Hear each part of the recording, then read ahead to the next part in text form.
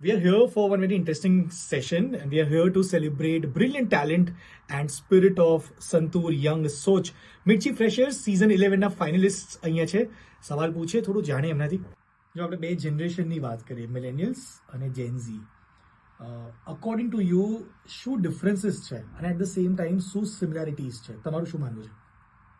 Millennial સેન્સને એમ સમજતા હોય છે કે અમે ઓવર કોન્ફિડન્સ હોય છે, ડબલ ફેસ હોય છે, ચંચલિત મનના હોય છે, ક્યાંય પણ મન ફીસલી જાય, કોઈના પણ પાસે જતા રહે, પણ અમે એવા હોતા નથી.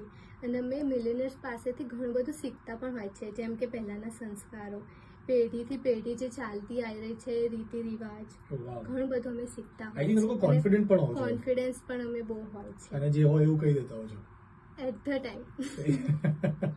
અચ્છા, જેવી રીતના આપણે અમને પૂછ્યું, મારે તમને પણ સિમિલર લાઇન્સ પર એક સવાલ પૂછ્યો છે. જ્યારે આપણે સિસ્ટરહુડની વાત કરીએ, બે બેનપણીઓની ફ્રેન્ડશિપની જો વાત કરીએ, વન ઇન્ટિગ્રલ પાર્ટ કે એલિમેન્ટ જે હોવો જોઈએ, વોટ યુ થિંક એ શું હોવું જોઈએ? ફર્સ્ટ ઓફ ઓલ તો mutual understanding between both the girls, કે તમે એકબીજાને કઈ રીતે ટ્રીટ કરો છો, બંનેના વચ્ચેના બોન્ડ્સ કેવા છે, અને એકબીજા સાથે શેરિંગ કરો છો, વાત કઈ રીતે તમે શેર કરો છો એ મેટર કરે. અને એવું ના થવું જોઈએ કે આને મારી પોસ્ટ પર લાઈક નથી કર્યું then she is not my friend, એવું ના થવું જોઈએ. બસ મ્યુચ્યુઅલ અન્ડરસ્ટેન્ડિંગ હોય તો તમે બોન્ડ સારા બનાવી શકો અને લોંગ લાસ્ટિંગ એ બોન્ડ્સ ચાલે બી છે.